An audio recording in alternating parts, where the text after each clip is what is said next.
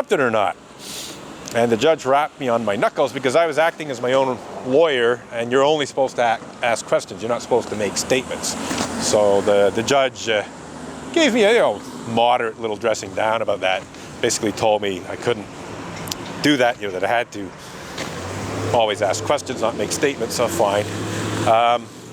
So I came back and I said, well, has a church service ever actually been disrupted in the sense of coming to a stop and then starting again as a result of something I've done? Like, has a church service ever, stopped and then start again as a result of my actions, outside protesting? And the answer was no.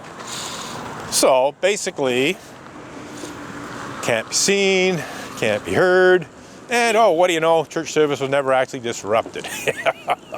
So the Crown prosecutor, who was actually quite an honorable young guy, never had any problems with him. He actually treated me very respectfully and politely, treated me as if I was another lawyer because I was representing myself. So when we were doing things like setting dates and this and that, he just treated me in a very professional manner, as if I was just a lawyer, colleague type thing. When it became obvious that his witnesses were of no use to him, and that his witness actually proved beyond any reasonable doubt that no church service had actually been disrupted, he threw in the towel, which was the honorable thing to do. And he asked the judge to inform me of a procedure called a motion of non-suit, which I actually was not aware of because I actually didn't prepare all that much for this court thing, because I figured it was like such bullshit that I really didn't even have to prepare much. I just get the basics and take it from there. So there was this thing called a motion of non-suit, which I was not aware of. And essentially what it is if a prosecutor fails to prove his case, the defendant can call for a motion of non-suit, which essentially says, throw out the charges, it's over, the prosecutor hasn't proven his case and that's it. In other words, they don't even have to present a defense. They can just say, game over, you failed to prove your points of law that you had to prove. And in this case, the lawyer said that he had to prove 4 or 5 points of law beyond a reasonable doubt to obtain a conviction. It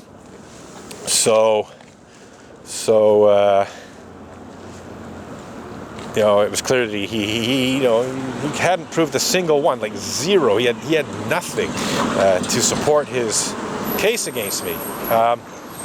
Me being who I am, and knowing that it had not been possible in the prosecution phase of the trial, it had not been possible for me to show how really screwed up the church was in doing this, in falsely accusing me of disrupting church services. I wanted to bring out, some of the things that were so terribly wrong about what the church had done. So I said to the judge, well, I'm pretty sure I have a constitutionally guaranteed right to a full and complete defense, and I want to present a defense.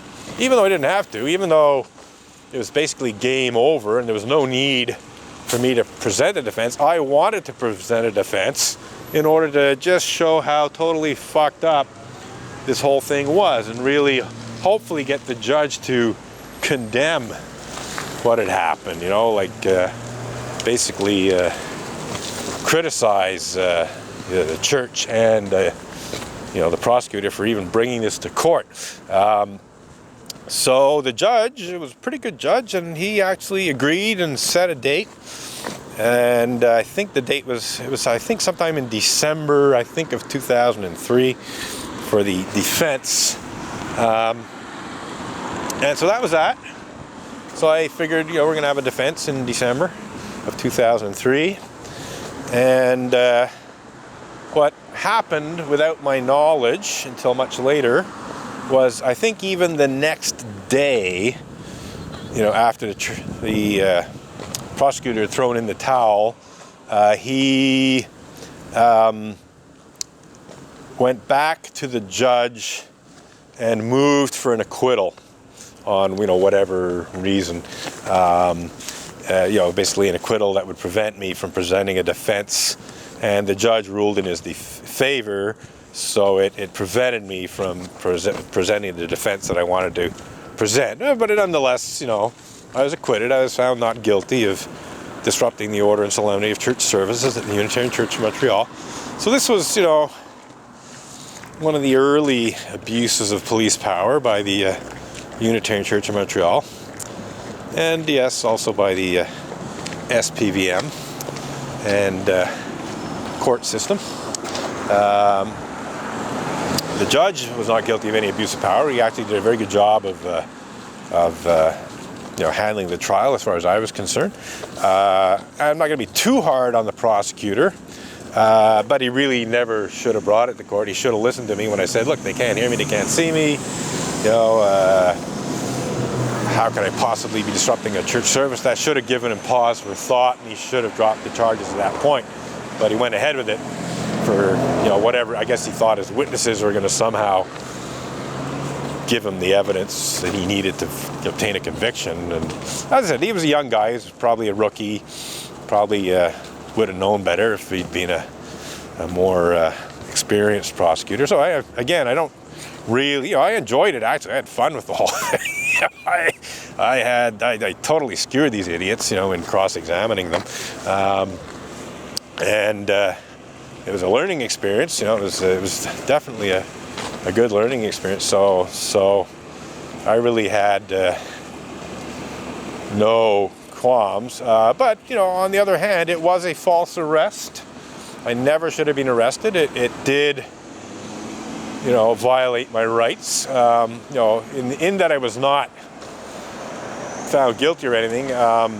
It didn't really prevent me from protesting because, basically when I was arrested, it took about a couple of weeks from the time I was arrested to the time I decided I was in the clear. I can continue to protest. When I was arrested, actually, that was one of the questions I asked the cop. He let me go on my own recognizance after arresting me and getting me to sign a form, I think, or filling out some forms anyway. He let me go on my own recognizance, and as I was wrapping up, he said, "Don't come back." And I said, "Well, do you mean don't come back today, or do you mean don't come back at all?" And he said, I mean don't come back at all.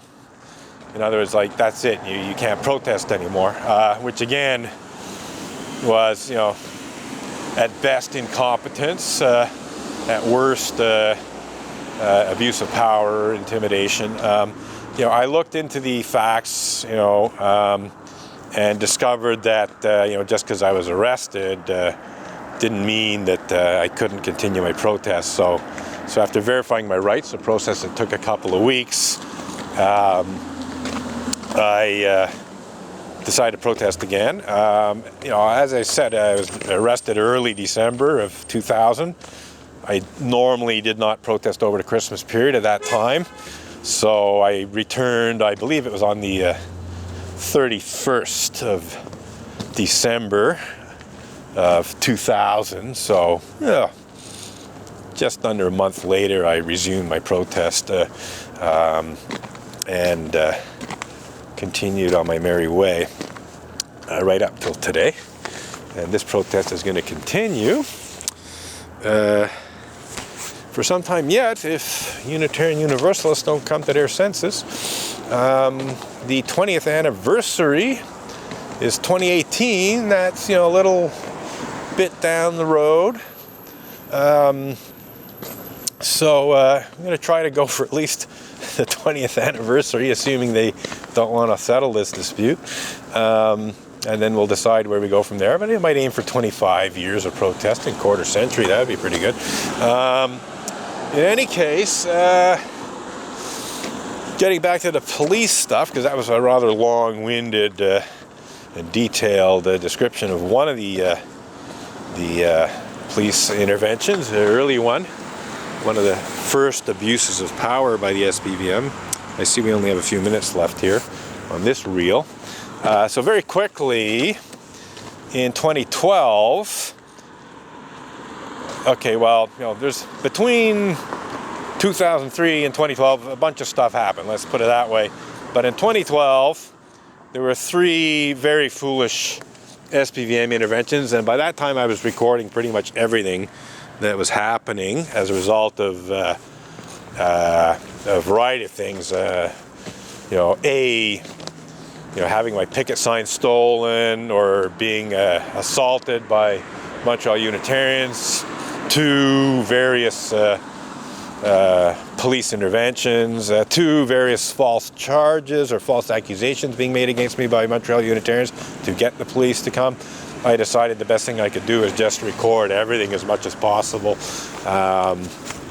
So I think that decision to be made by somewhere in 2010, 2011, and I had the capability to do it.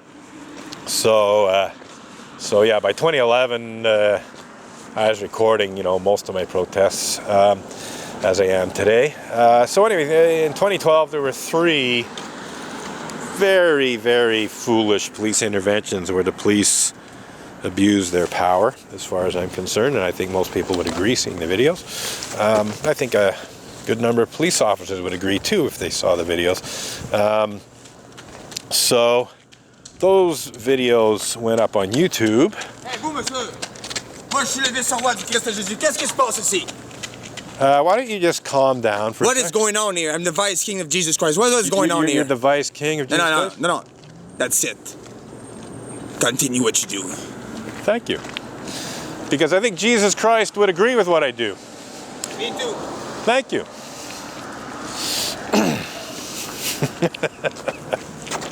So the vice king of Jesus Christ initially objected to my protest, rather angrily. And after I told him to calm down a little bit, and without even explaining exactly why I'm protesting, he decided that, maybe it wasn't such a bad thing after all. And yeah, since he brought up the subject, okay, we're just about done here. So we're going to start a new reel and discuss this further.